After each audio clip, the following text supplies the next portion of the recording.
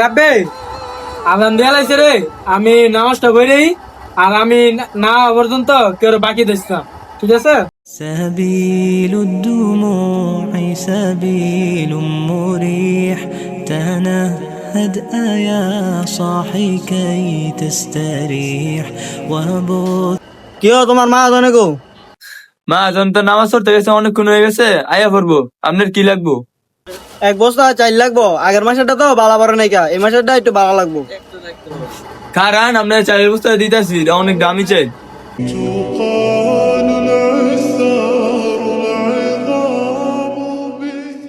Elon ভালো চাই, জোড়া কবুতর।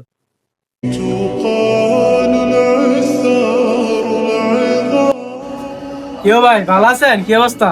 এই তো ভাই আছি আলহামদুলিল্লাহ। আগের মাসে যে চালটা দিছিলেন সেটা তো বালা পরে নাই কা। কি কোন ভাই? আরে বেটা, তুই জোড়া কবুতর দিস কি লিগা বাইরে? তুই এমবি 28 চাইলা দে, এটা বালা চাইল, এটা লয়ে যা, এটা লয়ে যা ভাই। আপনি চিন্তা করেন এইবার চাইলে ভালো হইব। কারণ মা এখন দিতেছি, এমবি 28 দিতেছি।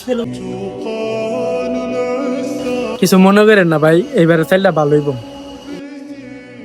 এলন ভাই আপনার এমবি ভাই। এই চাইলে লয়ে যান, ঠিক আছে?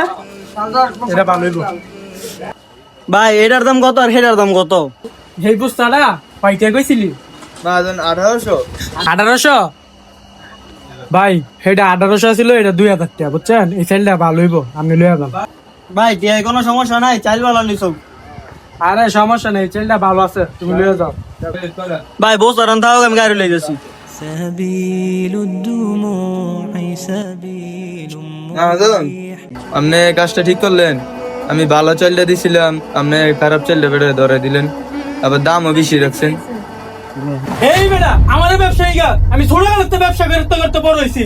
তোমার যে বেতনটা দেই, বেতনটা কইতে ফল কই বেতন না নেওয়া, এমনি বেতনটা দল লাগে। ব্যবসা করতে হইলে একটু একটু 2 নাম্বারই করতে হয়, আর কোন সময় মাদনের উপরে কথা কবি না, বুঝছস?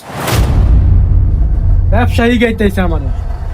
তো বন্ধুরা, আমাদের সমাজে এরকম অনেক দুর্নীতি ব্যবসায়িক আছে, তাদের কাছ থেকে আমরা সতর্ক সচেতন থাকি।